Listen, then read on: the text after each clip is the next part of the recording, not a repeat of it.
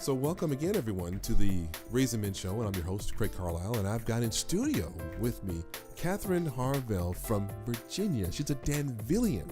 That's what she was telling me off air, and we're moving into the Art of Living segment. So, Katherine, say hello to everybody.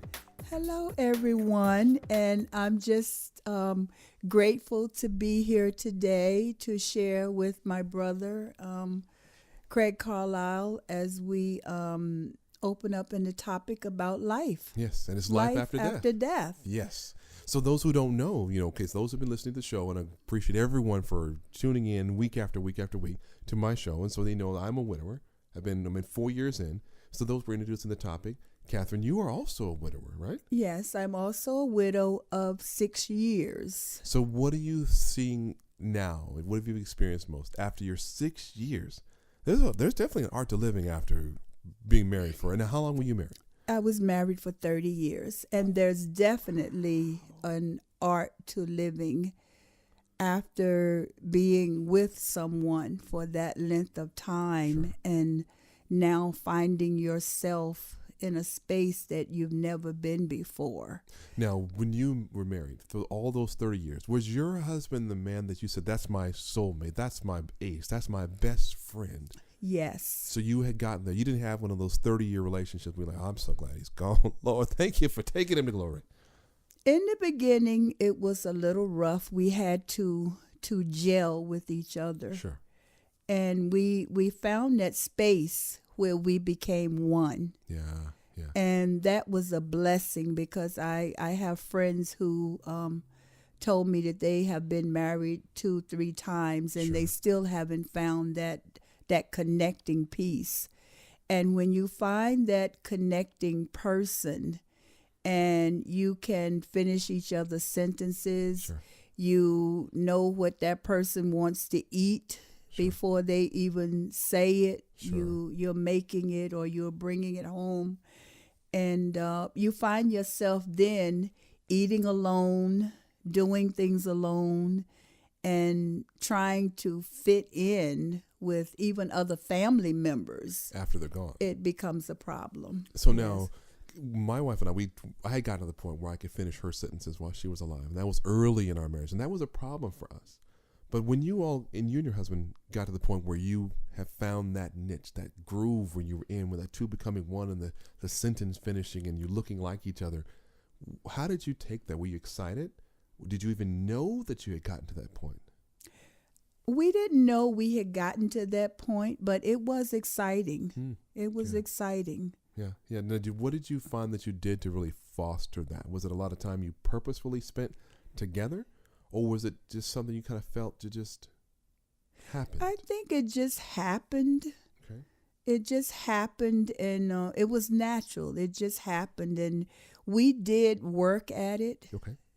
And you do have to work at relationships and marriages. It's constant work. So it's the art to living even in a relationship. You had to make sure you were working. As you guys worked together, did you purposely spend time together? Were there date nights? Were there not date nights? Even when you argued, did you really find that you didn't let the sun go down on that argument? I mean, where were you all with everything? How did you keep that thing together for 30 years? That's older than me. It just seemed like it happened. All of a sudden it was happening. Yeah. It was taking place.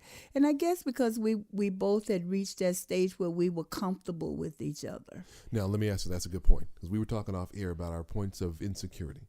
Now, do you think you all had reached a point of being secure with each other? Or do you think first you came to a point of being secure in who you were and who you were in God, and that allowed you to then to be secure enough in your relationship? It was a place in God. Okay. God was first. Yeah. When we put God first, that was when everything started to fall into place, and we were closer, more Sure. connected. We did things that we knew pleased each other. Sure. That made each other happy, and not to separate and go in, a separate way. When we agreed on occasions to disagree. Got it. Got it. Makes sense. That's deep, though. Sometimes you have to agree to disagree, and it's okay. And that's an art of living as well. And Yes. that fits right into the segment. Now, we're both living life after death. So, yes. so those are, crazy. And we're not saying we went to, heaven or hell and we had those experiences, but we're talking about we're living after the death of our spouses. So what are you doing now to help yourself live? I mean, are you dating? Have you dated before? Have you talked about it? Are you even open to it? What do you believe the Lord is saying to you in your life about living a life of married after death? Right now, well, since my husband passed, I haven't dated.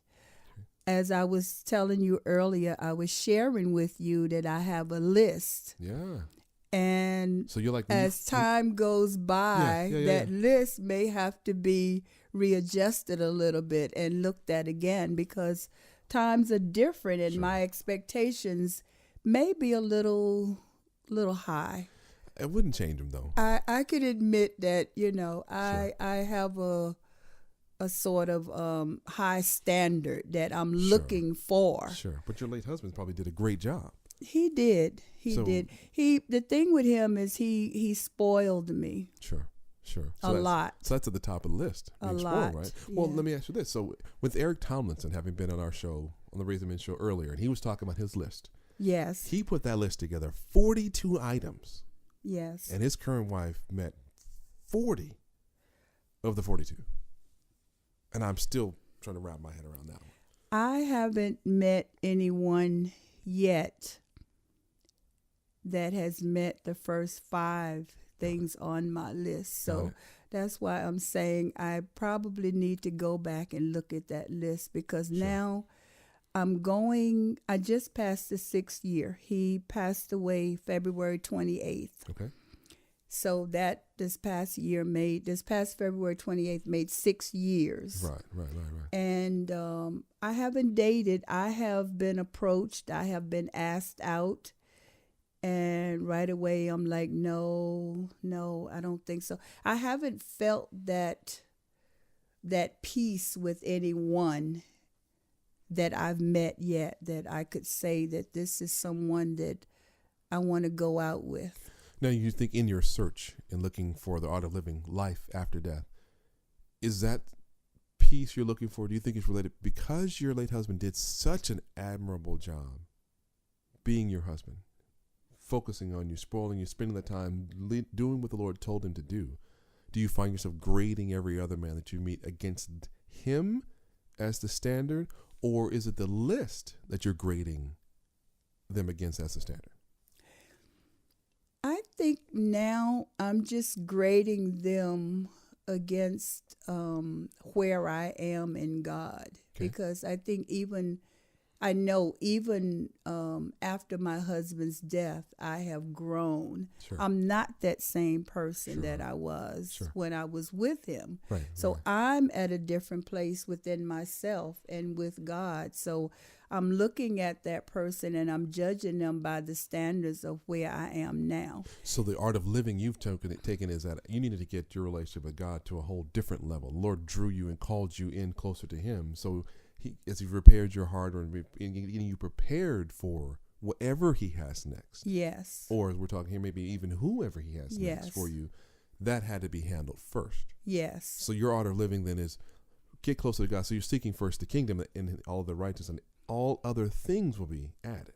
Yes, that's exactly where I am. Got it. Exactly. So if you had any words of wisdom to give for someone who's like you, another lady out there who's lost their husband, what would you tell them about the art of living? How do you recommend that they live their life now after death?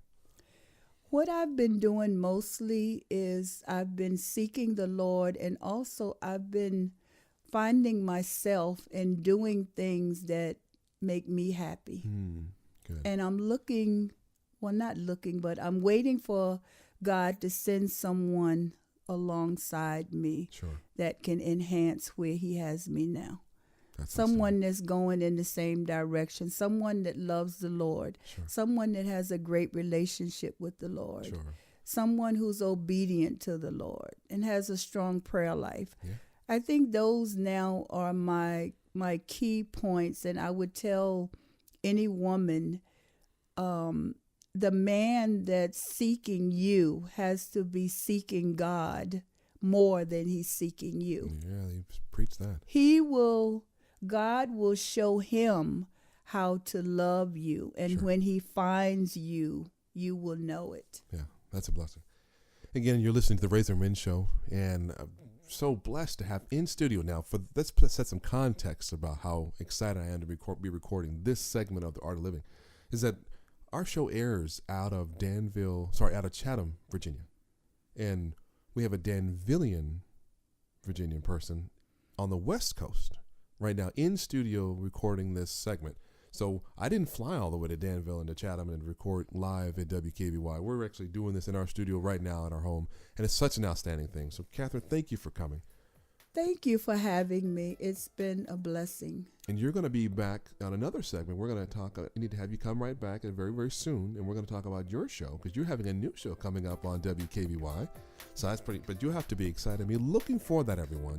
Her show is Sisters Standing with Sisters on WKBY 1080 AM and WKBY1080.net. But we'll be back. Again, this is the Razor Men Show, and I'm your host, Craig Carlisle. Thank you. We'll see you next week.